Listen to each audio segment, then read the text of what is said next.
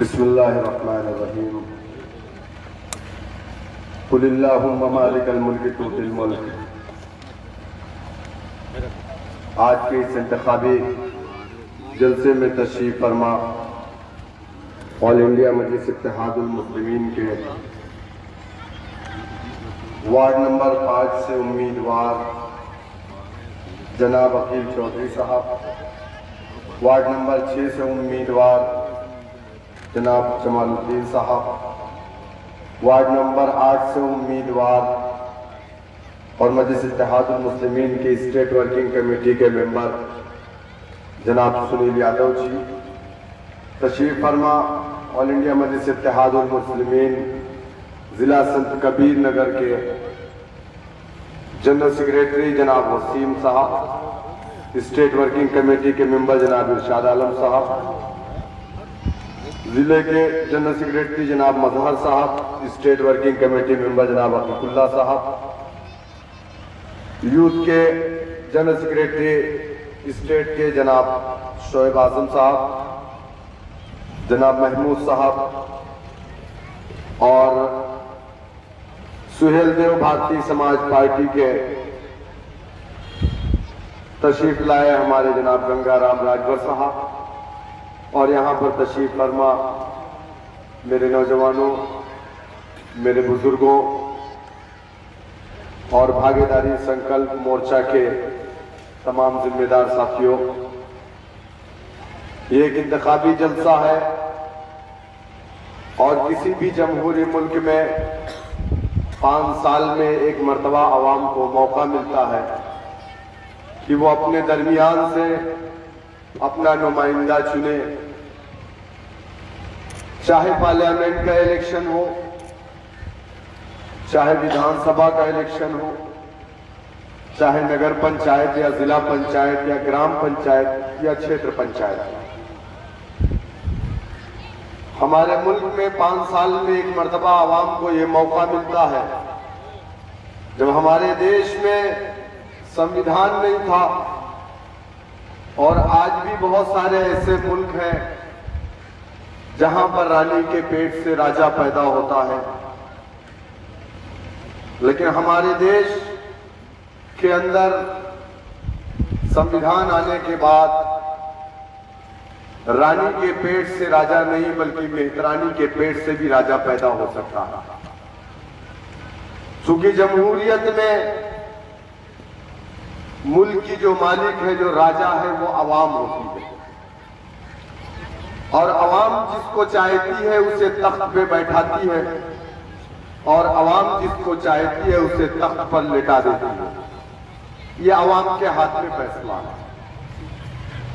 यकीनन मैं आपके दरमियान में अपने कैंडिडेट जनाब अकील चौधरी साहब और जनाब जमालुद्दीन साहब, जनाब सुनील यादव साहब के हक में वोट करने के लिए आया हूं, कि आप अपील करने आया हूं कि आप उनको वोट करिएगा। 15 तारीख को है ना, आने वाली 15 तारीख को इनको वोट करना क्यों जरूरी है? बहुत सारी पार्टियां आपके दरमियान में है, समाजवादी पार्टी के लोग भी हैं। अभी 2 दिन पहले हमारे पूर्व विधायक जी मेहदावल, वो भी आ गए बेचारे मैदान में अपनी अहलिया को लेकर के। विधायक भी वही बनेंगे, प्रधान भी वही बनेंगे, महाप्रधान भी वही बनेंगे और सरकार बनेगी तो मिनिस्टर भी वही बनेंगे। यानी कोई दूसरा सियासत करने के लिए अगर आए तो पहले विधायक जी से पूछ करके आए। जबकि अकील चौधरी ने बताया कि मेरी पहले बात हो चुकी थी और विधायक जी ने बताया था कि मैं इलेक्शन नहीं लड़ूंगा, जाओ तुम इलेक्शन लड़ो, और एकाएक बीच में कूद गए। मैं कह कि आपका फैसला है कि आने वाली 15 तारीख को आप अपनी मोहब्बतों से किसको नवाजेंगे। लेकिन मैं आपको एक बात कहूंगा कि समाजवादी पार्टी हो या बहुजन समाज पार्टी या कांग्रेस पार्टी हो या बीजेपी 1 साल 2 साल 3 साल नहीं 74 साल से इन्हीं नाम नहाज सेकुलर पार्टियों को आप आजमाते आए हैं। हमको लोग कहते हैं कि हम बीजेपी की भी टीम है। मैं सवाल उन लोगों से भी करूंगा कि हम बीजेपी की बी टीम है।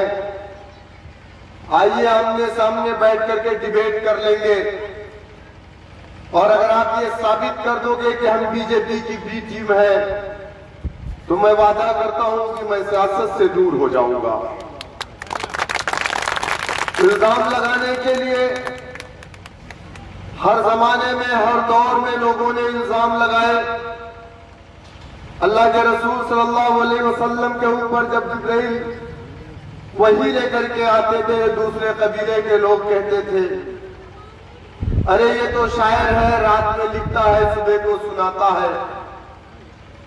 अरे अगर वही आनी थी तो किसी बड़े कबीले पे क्यों नहीं आई, किसी बड़े घराने पर क्यों नहीं आई, किसी बड़े सरदार पर क्यों नहीं आई। तो ये तारीख है, दुनिया के अंदर के लोगों पर इल्जामात लगते रहे हैं। लेकिन मैं ये चैलेंज करता हूं कि आप कभी इल्जाम को साबित नहीं कर पाओगे, जबकि ये सच्चाई है कि अभी सुनील यादव जी ने कहा कि मुलायम सिंह यादव की भतीजी धर्मेंद्र यादव जो बदायूं के पूर्व सांसद, उनकी सगी बहन जिसको वार्ड नंबर 18 से इटावा जिले में उनको टिकट बीजेपी ने दिया है। आप खबरों में भी उस चीज को देख रहे हैं। तो यकीनन ये बात साबित है कि बीजेपी की बी टीम हम नहीं है, बल्कि बीजेपी की बी टीम वो लोग हैं जो लोग हमें बीजेपी की बी टीम कह रहे हैं। और ये बीजेपी की बी टीम कहने वाला आज तक मैंने नहीं सुना कि वो हमारा कोई हिंदू भाई है। बीजेपी की बी टीम हमें कहने वाला हमारा कोई दलित भाई नहीं है, न बैकवर्ड क्लास से है। वो हमारा कलमा पढ़ने वाला, ला इलाहा इल्लल्लाह मुहम्मदुर रसूलुल्लाह पढ़ने वाला हमारा भाई है। और वो हमें बीजेपी की बी टीम क्यों कह रहा है? क्योंकि मेरे भाई की वो दुकान जिसको अलग अलग जगहों पे अलग अलग नाम से खोल रखा है और जो अपने आका के इशारे पर हमारे इलाकों में आकर के अकलियतों के औरतों का सौदागर बन करके हमारे मासूम लोगों के औरतों का सौदा करता है, उसकी दुकान बंद हो रही है, उसको पैसे नहीं मिल रहे हैं, उसको बड़ी पोस्ट नहीं मिल रही है और उसे ये कहा गया है कि तुम जाओ, तुम्हारे लोगों को बहका करके हमारे पाले में लेकर के आओ, तब जाकर के तुम्हें इस चीज का इनाम दिया जाएगा। मैं आपको एक बात बताता चलूं कि हमारे घरों में दामाद आते हैं, हम दामाद की इज्जत करते हैं, उनके लिए वीआईपी ट्रीटमेंट अलग से कमरा दिया जाता है। अगर कहीं बस अड्डे पर उतर रहे हैं तो साला बेचारा भाग करके जाता है, उनको लेकर के आता है। 1 दिन 2 दिन 3 दिन हमारे दूल्हा भाई हमारे घरों पर रहते हैं, इज्जत मिलती, सम्मान मिलता, उनकी पसंद के अच्छे से अच्छे खाने खिलाए जाते हैं। और जब वो वापस जाने लगते हैं, सास मां बेचारी कहती है कि बाबू अगर कोई कमी रह गई हो इज्जत में तो माफ करना। और जाते जाते सास और ससुर दोनों लोग उनकी पॉकेट में 1000 और 500 रुपए भी डाल देते। होता है कि नहीं भाई? होता है, बताइए आप।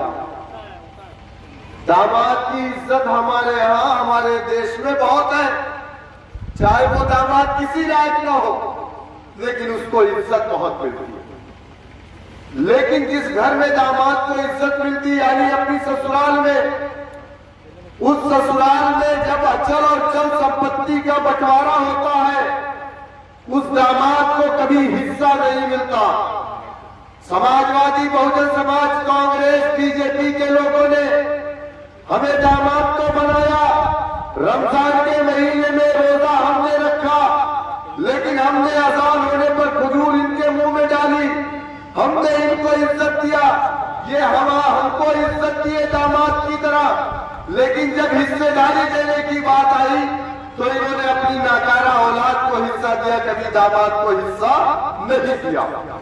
अब आपको तमाम को ये फैसला करना है 15 तारीख को कि आप 3 दिन की इज्जत चाहते हैं या इस मुल्क के अंदर बावकार बाइज्जत कौम बन करके जिंदगी को गुजर और बसर करना चाहते हैं। ये फैसला आपका है। मैं आपको बताता चलूं, 1947 15 अगस्त को हमारा वतन अजीज आजाद हुआ। हमारा मुल्क 15 अगस्त 1947 को आजाद हुआ। दिसंबर 1947 में उत्तर प्रदेश के लखनऊ के रेपायाम क्रम में मुसलमानों का एक कन्वेंशन बुलाया गया, जिसकी सदारत मौलाना अबुल कलाम आजाद कर रहे थे और हिंदुस्तान के तमाम दानिश्वर मुसलमानों को इकट्ठा किया गया और कहा गया कि मुसलमानों, तुम अपनी कोई सियासी पार्टी मत बनाना। इस मुल्क के अंदर 2 सियासी पार्टियां हैं, एक मुस्लिम लीग, दूसरी कांग्रेस पार्टी है। मुसलमानों ने अपने बड़ों की बातों पर लब्बैक कहा। हमारे बड़ों ने कहा मुस्लिम लीग तुम्हारी पार्टी नहीं है, हमने लब्बैक कहा। हमारे बड़ों ने कहा मुस्लिम लीग के कायदीन तुम्हारे कायद नहीं है, हमने लब्बैक कहा। हमारे बड़ों ने कहा कांग्रेस पार्टी तुम्हारी पार्टी है, हमने लब्बैक कहा। हमारे बड़ों ने कहा कांग्रेस पार्टी के लीडर तुम्हारे कायद हैं, हमने लब्बैक कहा। हमने कांग्रेस पार्टी के झंडे को झंडों को अपने कंधों पर रखा, जिंदाबाद के नारे लगाए। 1 साल 2 साल 3 साल नहीं, हमने कांग्रेस पार्टी को वोट दिया, नोट दिया, सपोर्ट किया और 60 साल तक इस मुल्क की जो सबसे बड़ी कुर्सी होती है यानी वजारत उज़्मा पर कांग्रेस पार्टी को बैठने का मौका दिया। हमने नेहरू को अपना कायद माना, हमने राजीव को अपना लीडर माना, हमने इंदिरा को अपना कायद माना, हमने सोनिया गांधी को अपना लीडर माना। लेकिन क्या यह सच्चाई नहीं है कि इस मुल्क के अंदर आजादी के बाद अगर सरकारी नौकरियों में आप आंकड़ा देखेंगे तो मुसलमान 34% हुआ करता था, लेकिन आज महज 74 सालों के बाद इस मुल्क के अंदर अगर आज हम और आप सरकारी नौकरियों में 1% भी नहीं है, सवाल यह है कि उसका जिम्मेदार कौन है। इस मुल्क के अंदर आजादी के बाद हिंदू मुसलमानों के दरमियान में दंगे करवाए गए। मैं कभी ये नहीं कहता कि दंगे हुए, बल्कि मैं हमेशा यही कहता हूं कि दंगे करवाए जाते हैं। हिंदू और मुसलमानों के बीच में दंगे करवाए गए और खास करके उन इलाकों में दंगे करवाए गए जहां मुसलमानों की समाजी, सियासी और माशी हालात बेहतर थे। खास करके वो इलाका चाहे वो मुरादाबाद हो जहां पर ब्रास का, पीतल का कारोबार मुसलमानों के हाथ में था, चाहे अलीगढ़ हो जहां पर ताले का कारोबार मुसलमानों के हाथ में था, चाहे भागलपुर, हाजीपुरा, मलियाना का इलाका हो जहां मुसलमान माशी दौर से मजबूत था। उन इलाकों में दंगे करवा करके मुसलमानों की मैशत को तबाह बर्बाद कर दिया गया। मुस्लिम इलाकों में स्कूल नहीं खोले गए, मुस्लिम इलाकों में डेवलपमेंट के काम नहीं हुए। हमारे इलाकों में स्कूल खोलने की बात आती है तो पुलिस स्टेशन खोले जाते हैं। हमारे इलाकों में हॉस्पिटल खोलने की बात आती है तो करीब में शराब की दुकान खोली जाती है। हमारे इलाकों में डेवलपमेंट करने की बात आती है तो शराब के जुए खाने खोल दिए जाते हैं। हम पढ़ना नहीं चाहते, ऐसा लोग सोचते हैं, हम पढ़ना चाहते हैं, लेकिन हमारे हालात को, हमारी माशी हालात को इस कदर तबाह बर्बाद कर दिया गया कि मुसलमान जब हमारे बच्चों का वक्त होता है तालीम हासिल करने का, उनके हाथ में कलम होनी चाहिए। वक्त की हुकूमतों ने हमें मजबूर कर दिया कि हमारे हाथों में कलम नहीं है, बल्कि होठों में पोछा मारने के लिए हुकूमत ने हमें साथी पकड़ा दिया।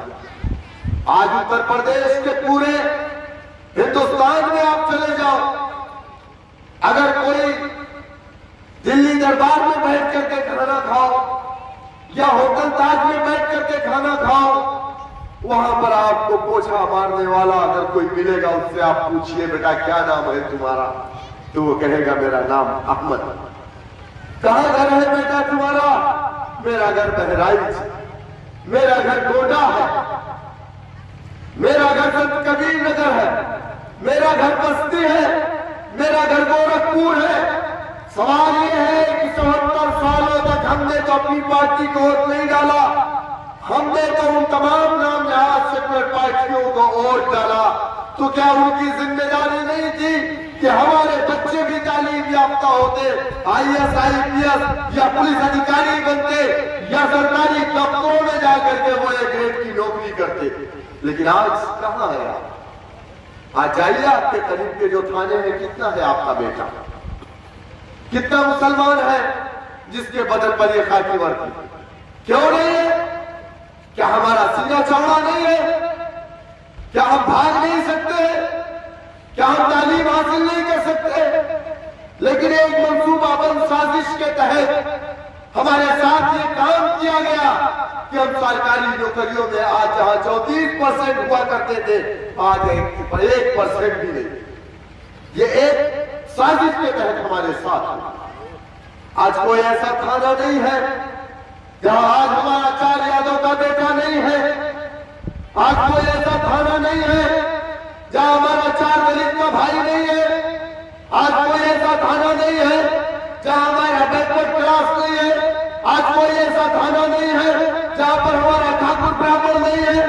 अगर कोई नहीं है तो वो आप नहीं है, किसी थाने में किसी सरकारी दफ्तर में आप नहीं। क्यों नहीं है? ये सवाल अगर हम करते हैं तो लोग हमसे कहते हैं हम बीजेपी के एजेंट हैं। अरे हमने तो बीजेपी को कभी वोट नहीं डाला, हमने तो आजादी के बाद से सेकुलर पार्टियों को अपनी पार्टी समझा, हमने इन्हें वोट दिया, नोट दिया, सपोर्ट किया, इक़्तिदार की कुर्सियों पर बैठाया।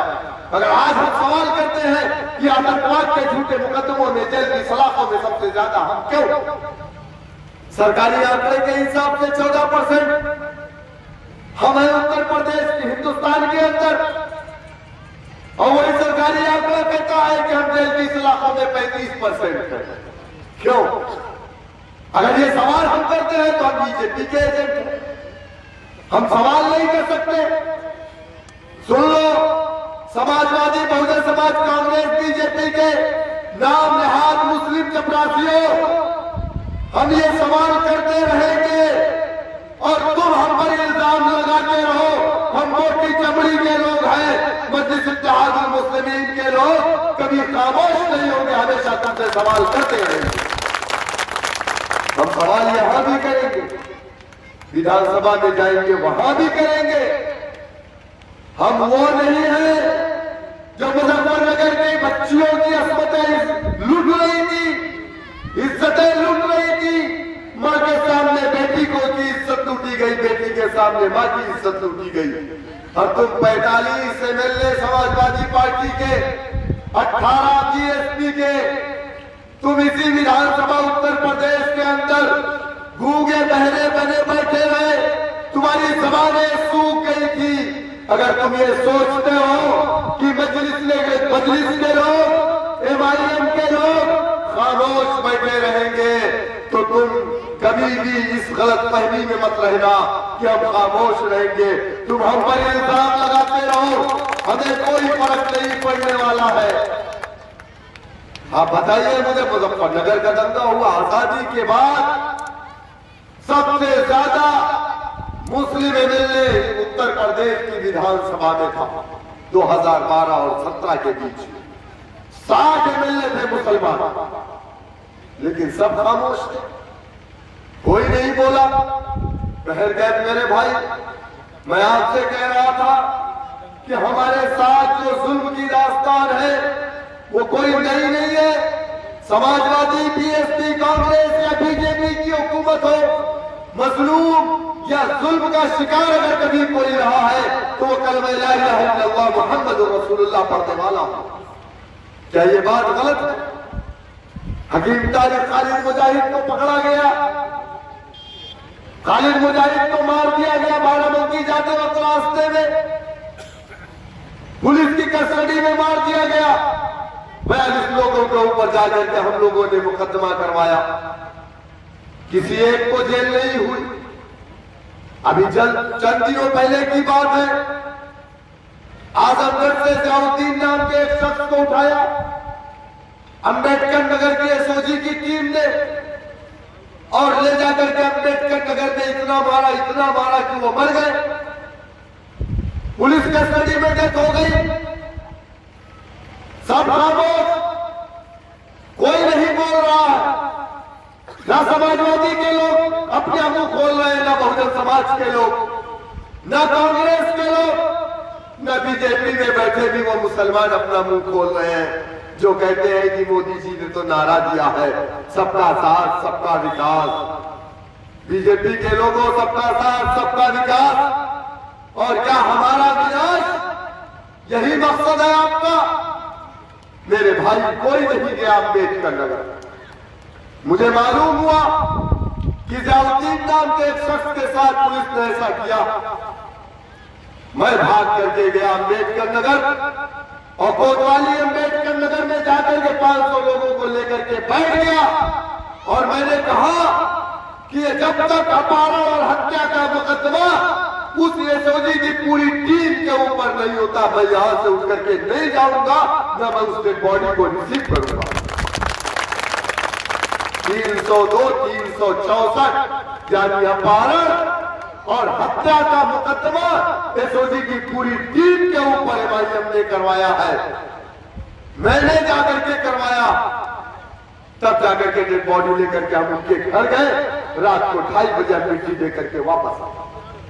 समाजवादी पार्टी के लोग 3 दिन के बाद उनके घर पर पहुंचे। अखिलेश यादव ने फोन किया, हम इंसाफ दिलवाएंगे जियाउद्दीन को। अखिलेश यादव, मुझे मालूम है ये तुम्हारी जबानी जमा खर्च बातें हैं। अरे तुम्हारे दौरे हुकूमत में खालिद मुजाहिद को भी पुलिस कस्टडी में मारा गया था, आज तक उनसे इंसाफ नहीं मिला। और आप इंसाफ दिलाने की बात कर रहे हैं कि अब जियाउद्दीन को इंसाफ दिलाएंगे। नहीं मेरे भाई, आप अगर इस उम्मीद में हैं कि हम लोगों के दरवाजों पे जाकर के इंसाफ की भीख मांगेंगे, तो ये बात अपने जहन से निकाल दीजिए। अल्लाह ताला ने इस दुनिया में आपको इंसाफ कायम करने के लिए भेजा था। आज भी हिंदू भाई उम्मीदें आपसे वाबस्ता है।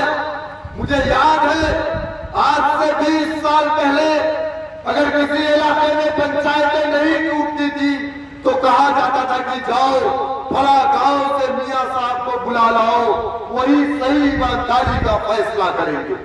क्या ये बात गलत? आज भी उनको आप पर भरोसा है। अगर भरोसा ना होता तो आप इन मस्जिदों के बाहर अपने बच्चों को लेकर के दुआ कराने के लिए नहीं खड़े होते। लेकिन ये भरोसा आपने तोड़ा है, ये भरोसा आपने तोड़ा, अपने आप को कमजोर करके। जिस कौम को इस दुनिया के अंदर अल्लाह सुब्हानहू व तआला ने इंसाफ कायम करने के लिए भेजा था, जिस कौम को इस दुनिया के अंदर अल्लाह ताला ने हुक्मरां बना करके भेजा था, आज वो कौम इंसाफ देने की बात तो दूर है, इंसाफ मांगने के लिए कभी समाजवादी की चौखट पर, कभी बहुजन समाज की चौखट पर, कभी कांग्रेस सत्ता की बीजेपी की चौखट पर जा रहे हैं। क्यों मेरे भाई? आज वो मजलूम, आज बैकवर्ड क्लास के साथ नाइंसाफियां हो रही है। इनका बजट कम कर दिया गया।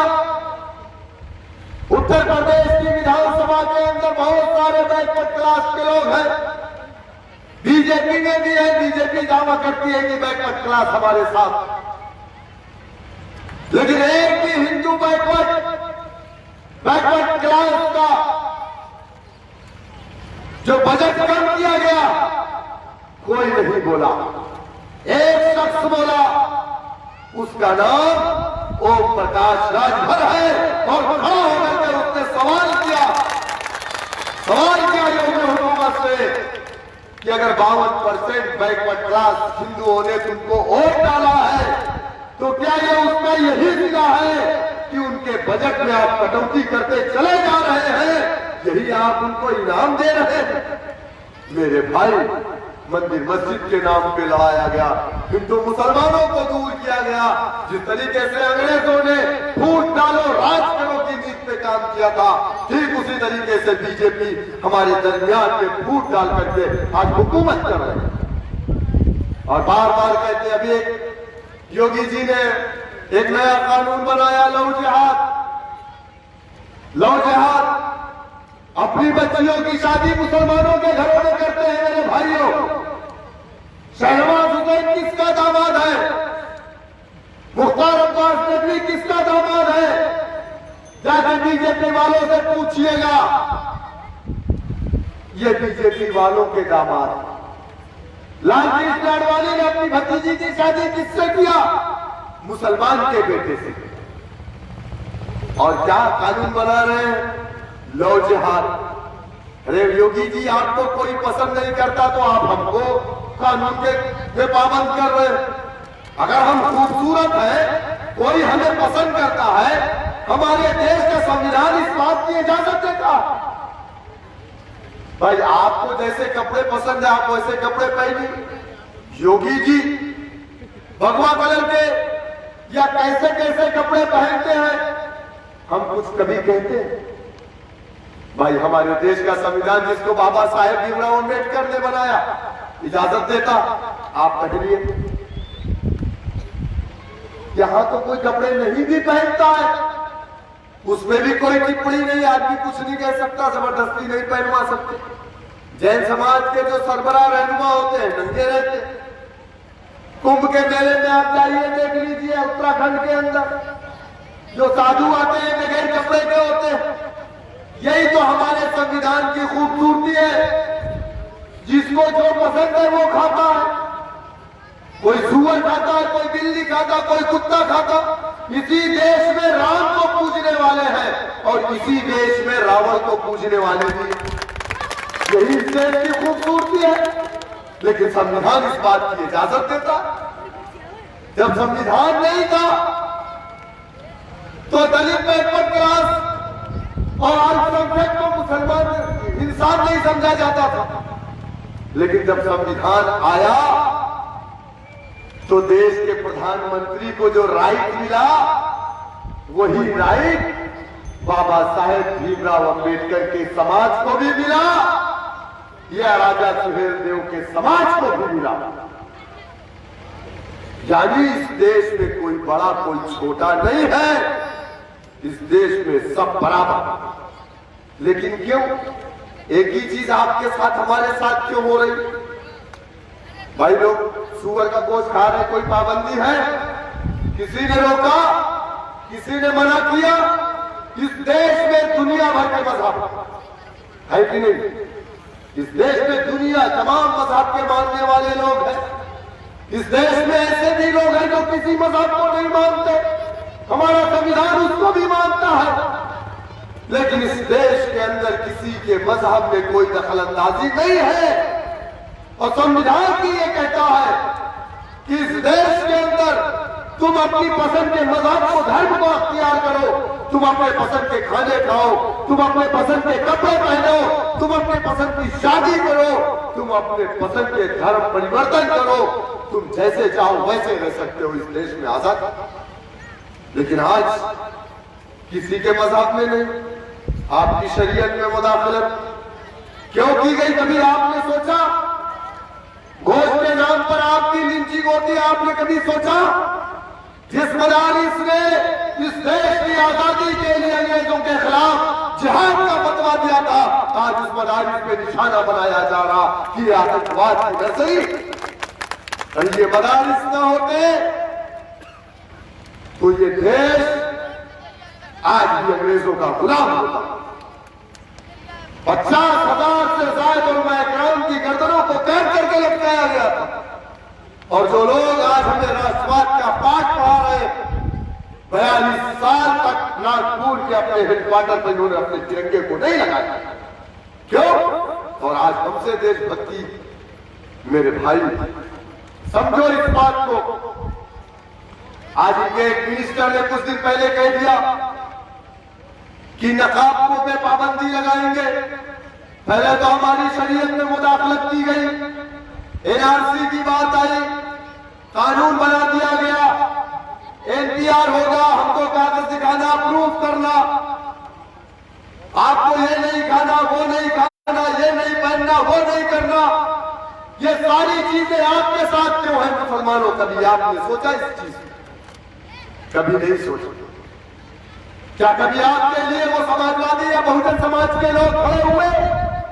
नहीं हुए। अगर एनआरसी की बात आई हिंदुस्तान की पार्लियामेंट में, एक ही शख्स ने आवाज उठाई, उस शख्स का नाम बैरिस्टर असदुद्दीन ओवैसी। ट्रिपल तलाक में मुदाखलत हुई, सब के सब खामोश। किसने आवाज उठाई? बैरिस्टर असदुद्दीन ओवैसी साहब। लेकिन मेरे दोस्तों, हमने कभी एक चीज को नहीं समझा कि जमहूरियत की सबसे बड़ी ताकत अगर कुछ है तो उस ताकत का नाम सियासत है। यही सियासत तय करती है कि राशन की दुकान पर मिट्टी का तेल या चावल या दाल या गेहूं एक राशन पे कितना मिलेगा। यह सियासत ही ये तय करती है कि 1000 और 500 का नोट कब चलेगा, कब नहीं चलेगा। यह सियासत ही तय करती है कि लॉकडाउन बगैर पूछे बंद कर देंगे। ये सियासत तय करती है मेरे भाई। आपकी शरीयत में मुदाखलत हुई, ये सियासी कुव्वत की बुनियाद पर, वरना 35 साल तक भीख मांगने वाला, स्टेशन पर चाय चाय चाय बेचने वाला नरेंद्र मोदी इस देश का प्रधानमंत्री न बनता। ये सियासी कुव्वत ने उसे इस देश का प्रधानमंत्री बनाया। मंदिरों में घंटा बजाने वाला एक सन्यासी जो अपने बाप की मैयत में भी न जाए, अगर वो आपके प्रदेश का मुख्यमंत्री बनता तो वो सियासी कुव्वत और वे संविधान ने उसको राय दिया। लेकिन हमने सियासत को कभी समझा नहीं। हमने वही सियासत समझी कि ताबिश भाई आ गए हैं, इनको वोट दे देंगे तो हम मजबूत हो जाएंगे। नहीं मेरे भाई, आप कभी मजबूत नहीं हो सकते। इस मुल्क के अंदर हमसे आपसे ज्यादा जुल्म दलितों पर हुआ। दलितों के कमर में झाड़ू बांधे जाते थे ताकि उनके पैरों के निशान ना रहे। दलितों के गले में हांडी लटकाई जाती थी ताकि वो जमीन पर ना टूट सके। दलितों को कुएं से पानी नहीं देने दिया। आजाद हिंदुस्तान में हुआ। दलितों की बहन बेटियों के साथ जब भी आला जात के लोग चाहते थे उनके घरों में घुस करके उनकी बहन बेटियों की इज्जतों को लूट लेते थे। क्या उनको इंसाफ मिला? कैसे मिला? हिंदुस्तान की पार्लियामेंट में आजादी के बाद से 131 दलित सांसद। कितना? 131। 543 की पार्लियामेंट हमारे देश की, जहां 543 मेंबर है, उसमें 131 दलित का बेटा होता है और आजादी के बाद से होता है, क्योंकि हिंदुस्तान में 131 सीट सांसदी की रिजर्व है एससी के लिए। बाबा साहेब भीमराव अंबेडकर ने अपनी किताब में लिखा कि दलितों, अगर तुम ये समझ रहे हो कि ये जो कांग्रेसी दलित है हिंदुस्तान की पार्लियामेंट में 131 बैठा है, ये तुम्हारे ऊपर हो रहे जुल्म और अत्याचार पर अपना मुंह खोलेगा तो ये कभी अपना मुंह नहीं खोलेगा। जब इसको नींद आएगी, जवाई देगा तो अपना मुंह खोलेगा। क्या हुआ? बाबा साहेब ने एक नारा दिया और उन्होंने दलितों के दरमियान में जाकर के कहा, दलितों संगठित हो जाओ, संघर्ष करो और शिक्षित बनो। यानी तालीम हासिल करो, मुत्तहिद हो जाओ जो छोड़ा था उस मिशन की शुरुआत वहीं से मान्यवर काशीराम जी ने किया। उन्होंने दलित बस्तियों में जाकर के उसी पैगाम को लोगों तक पहुंचाया और कहा, दलितों, अगर तुम चाहते हो कि तुम्हारी बहन बेटियों की इज्जतें ना लूटे, तुम्हारी बहन बेटियों के कपड़े ना उतरे, अगर तुम चाहते हो कि तुम्हें हक मिले, इंसाफ मिले, तो वो तुम्हें कभी समाजवादी, बहुजन समाज या कांग्रेस या बीजेपी का दलित एमपी एमएलए तुम्हें हक और इंसाफ नहीं दिलाएगा। जमहूरियत की जो सबसे बड़ी ताकत है, उस ताकत का नाम सियासत है।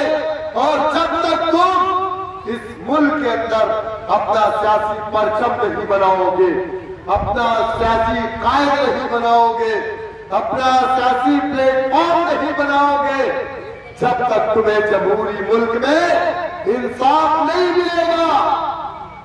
क्या हुआ? दलितों के बात समझ में आई। लोग कमेंट करते थे कि अरे दलित है, गोबर से दाना चुन करके खाने वाली कौम है, मुर्दार खाने वाली कौम है।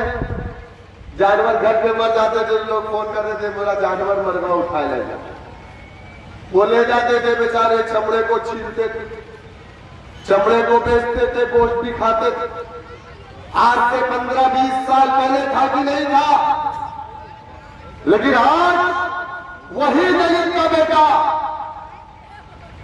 आईएएस और आईपीएस अधिकारी संगठित हुआ, अपने दरमियान से अपनी बेटी को 4 मरतबा उत्तर प्रदेश का मुख्यमंत्री बनाया कि नहीं बनाया? आज वो दूसरों के दरवाजे पे जाकर के इंसाफ की भीख नहीं मांग रहा है, बल्कि उसने इंसाफ पाने के लिए अपने आप को मजबूत किया और कोशिश ये किया कि दूसरों को भी इंसाफ मिले।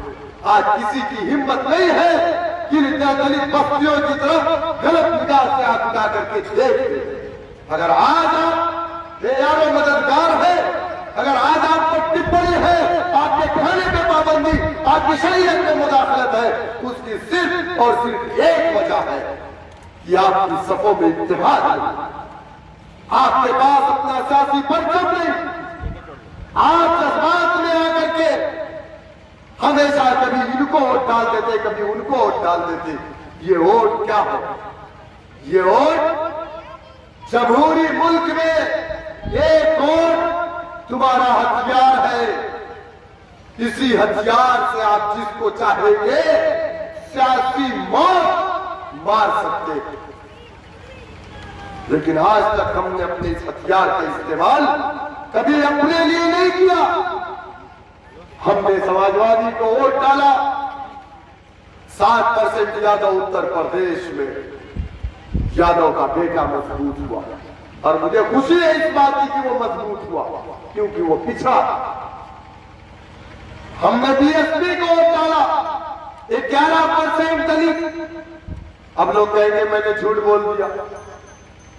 भाई, दलित 22 से 24% है उत्तर प्रदेश में, लेकिन दलितों की जातियां उत्तर प्रदेश में कितनी है मालूम है आपको? 16 जातियां हैं उत्तर प्रदेश में, और एक जाति जिस बिरादरी का ताल्लुक मान्यवर काशीराम बहन कुमारी मायावती जी से है, वो कितना है मालूम है? 11%। 11% मुत्तहिद हुआ और 4 बार हुकूमत बनाया। लेकिन आप कितने हैं उत्तर प्रदेश में मालूम है आपको? मालूम है आपको कितने उत्तर प्रदेश में?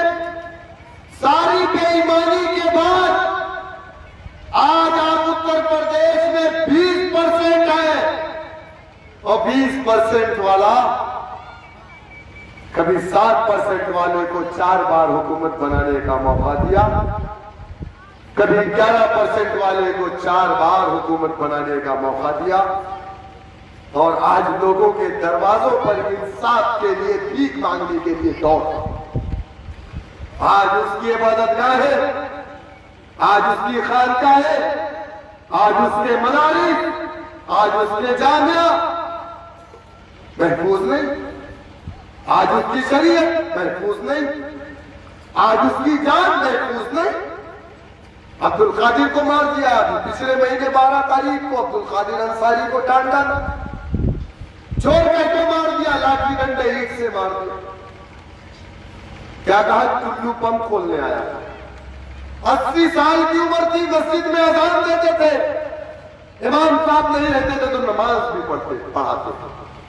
चोर चोर कहकर मार दिया। क्यों? आज आपका खून पानी से भी सस्ता। आज पानी महंगा है, खून सस्ता है आपका। आज कोई आवाज क्यों नहीं है? मैं भाग करके गया टांडा अम्बेडकर नगर अब्दुल कादिर के लिए, 50,000 रुपया पार्टी की तरफ से हमने मदद की।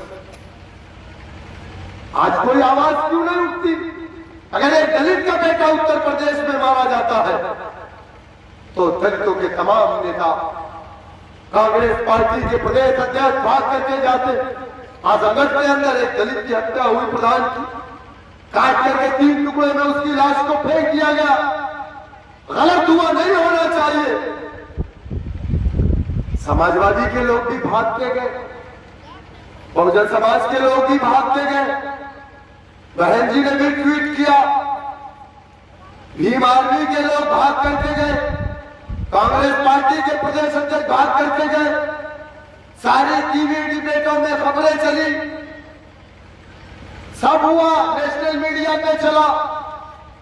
उसी के 4 दिन बाद 2 मुसलमान लड़के जवान, एक 24 साल, उसी आजमगढ़ के अंदर उनके गले को काट करके फेंक दिया गया। न समाजवादी आवाज उठाई ना आई, न बहुजन समाज आवाज उठाई ना आई, न कांग्रेस के लल्लू आए, न बीजेपी के मल्लू आए। क्यों? न वो भीम आर्मी के शेखर आए। कौन गया? एमआईएम के लोग भाग करके गए। मेरे भाई, कब तक हम इनके ठंडे झंडे को छोड़ते रहेंगे? कब तक हम चपरासी बन करके हम इनकी गुलामी करते रहेंगे? उठो, जागो और जमहूरियत की सबसे बड़ी ताकत सियासत को समझो। न समझोगे तो मिट जाओगे हिंदी मुसलमानों, न समझोगे तो मिट जाओगे हिंदी मुसलमानों।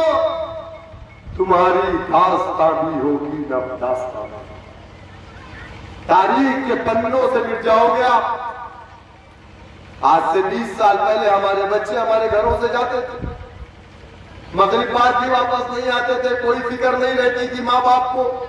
रात को 10 बजे नहीं आते थे, कोई फिक्र नहीं रहती थी माँ बाप को।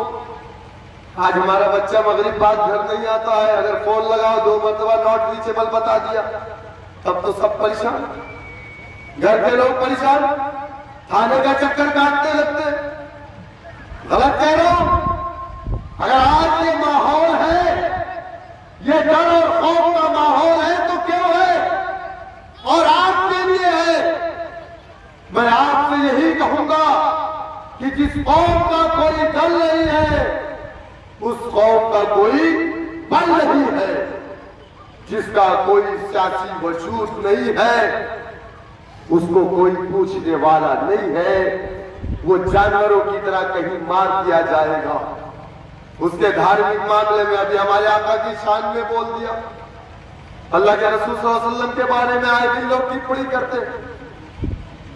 हमारे गोशे गोशे में आका की मोहब्बत, हम दुनिया के अंदर सबसे ज्यादा अपने माल आल औलाद से ज्यादा अगर किसी को सबसे अजीज समझते हैं तो हमारे आका नबी करीम मोहम्मद सल्लल्लाहु अलैहि वसल्लम। लेकिन क्या हुआ?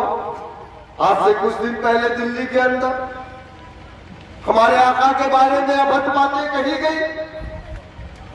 हम एहतजाज भी नहीं कर सकते। अम्बेडकर नगर में हमारी टीम के लोग एहतजाज करने की बात कर रहे हैं, तो एमआईएम के लोगों को कह रहे हैं कि जिला बदल कर दिया जाएगा। ये इंसाफ है हमारे साथ? हमें मारा भी जाएगा, हमारी किताबों की बेहुरमती की जाएगी, हमारी मस्जिदों को तोड़ा जाएगा, हमारे नबी के अंबिया अलैहिस्सलाम की शान में गुस्ताखी की जाएगी, और हमें बोलने भी नहीं दिया जाएगा, हमें रोने भी नहीं दिया जाएगा। ये कौन सा इंसाफ है इस देश के अंदर? अगर आप चाहते हैं कि इस देश के अंदर लोगों में इंसाफ कायम हो तो उसके लिए आपको मजबूत होना पड़ेगा, क्योंकि इंसाफ कायम करने वाला कमजोर नहीं मजबूत होता। आज आप अकेले थे, लेकिन अब अकेले नहीं है। भागीदारी संकल्प मोर्चा 9 पार्टियों का गठबंधन है। उत्तर प्रदेश के अंदर ये तो सेमीफाइनल है, अभी तो फाइनल होना है 22 में इंशाअल्लाह लड़ेंगे। अगर जिन लोगों को लगता है कि उत्तर प्रदेश में बीजेपी की हुकूमत दोबारा ना बने, तो मैं समाजवादी बहुजन समाज पार्टी, कांग्रेस पार्टी के लोगों से कहूंगा 2019 में सपा बसपा का गठबंधन बीजेपी को नहीं रोक पाया। हम उत्तर प्रदेश में एक सीट पर चुनाव नहीं लड़े, लेकिन बीजेपी कामयाब हुई। 2017 में कांग्रेस समाजवादी का गठबंधन बीजेपी को नहीं रोक पाया, 300 से ज्यादा सीट विधानसभा में लेकर के आए। तो न ही सपा बसपा न ही कांग्रेस समाजवादी मिलकर के बीजेपी को रोक पाए। समाजवादी कहती हम अकेले बीजेपी को रोक लेंगे। अरे जब बबुआ और बुआ मिलकर के नहीं रोक पाए तो आप कहां से रोक पाओगे? कांग्रेस कहती है कि हम समाजवादी मिलकर के बड़ा नारा लगाया था, यूपी क्यों ये साथ पसंद है। कहां गए? खत्म हो गए। रोक लिए? नहीं रोक पाए। लेकिन हम ये कहेंगे कि भागीदारी संकल्प मोर्चा का दरवाजा समाजवादी पार्टी आपके लिए भी खुला है, बहुजन समाज पार्टी के लोगों तुम्हारे लिए भी खुला है। अगर वाकई में तुम लोग सीरियस हो इस चीज को लेकर के कि बीजेपी को रोकना है 2022 में, तो भागीदारी संकल्प मोर्चा के बगैर बीजेपी को कोई गठबंधन नहीं रोक पाएगा। और मजलिस इत्तेहादुल मुस्लिमीन के बगैर अगर उत्तर प्रदेश में कोई गठबंधन बनता है तो वो गठबंधन नहीं, मुसलमानों वो ठगबंधन कहलाएगा, ठगबंधन कहलाएगा। मेरी आपसे अपील है कि आप अपनी ताकत को मजबूत कीजिए, अपने आप को मजबूत कीजिए। अपनी पार्टी जो इस झंडे इस बैनर को लेकर के आया है, अगर आप चाहते हैं कि एमआईएम मजबूत हो, बैरिस्टर असदुद्दीन ओवैसी साहब मजबूत हो, तो उसके लिए आपको अपने वार्ड से अकील चौधरी को कामयाब करना होगा। आप चाहते हैं कि भागीदारी संकल्प मोर्चा 2022 में बीजेपी को रोक दे, तो इस सेमीफाइनल मैच को जीतना पड़ेगा फाइनल में प्रवेश करने के लिए। करेंगे ना इंशाअल्लाह? मेरे भाई, तूफानों से आंख मिलाओ, सैलाबों पर वार करो, किसी से डरने की जरूरत नहीं है। तूफानों से आंख मिलाओ, सैलाबों पर वार करो, मल्लाहों का चक्कर छोड़ो, तैर के दरिया पार करो। करेंगे ना इंशाअल्लाह?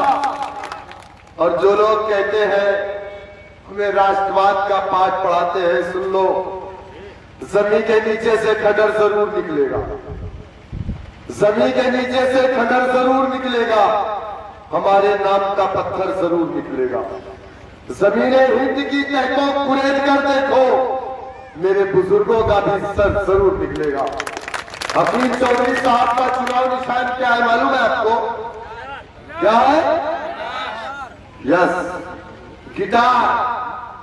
अकील चौधरी का चुनाव निशान और एमआईएम पार्टी का जिला पंचायत इलेक्शन में वार्ड नंबर 5 से चुनाव निशान गिटार है। वार्ड नंबर 6 से जमालुद्दीन साहब का चुनाव निशान जानते क्या है? क्या है जानते हैं? सब पर भारी जमालुद्दीन की आरी। तो 6 नंबर के लोगों, वार्ड नंबर 6, जहां तक मेरी आवाज जा रही है, या जो लोग सोशल मीडिया के माध्यम से मेरी इस तकरीर को सुन रहे हैं, मैं तमाम लोगों से ये अपील करता हूं कि आप 6 नंबर में आरी चुनाव निशान है MIM पार्टी भागीदारी संकल्प मोर्चा का, 5 नंबर में गिटार चुनाव निशान है भागीदारी संकल्प मोर्चा का, 8 नंबर में ट्रैक्टर चुनाव निशान है जहां से सुनील यादव जी हमारे कैंडिडेट हैं। मेरे भाई, अगर आप चाहते हैं, मैं अपने तमाम राजभर भाइयों से कहना चाहूंगा कि अगर आप चाहते हो कि ओम प्रकाश राजभर मजबूत हो, आप अपने आप को अगर मजबूत करना चाहते हो तो भागीदारी संकल्प मोर्चा के कैंडिडेट को जिताना पड़ेगा, तब आपका भागीदारी संकल्प मोर्चा मजबूत होगा। मैं तमाम मजलिस इत्तेहादुल मुस्लिमीन के लोगों से कहना चाहूंगा कि अगर आप चाहते हो कि MIM पार्टी मजबूत हो, बैरिस्टर असदुद्दीन ओवैसी के हाथों को मजबूत करने के लिए आप तमाम को मिल करके हमारे उम्मीदवारों को कामयाब करना पड़ेगा। करेंगे ना मेरे भाई? करेंगे? थोड़ा पीछे से आवाज नहीं आने पर हाथ उठा के तो बता दीजिए सर। करेंगे इंशाअल्लाह। बहुत बहुत शुक्रिया। वाखिर दावान अल्हम्दुलिल्लाहि रब्बिल आलमीन।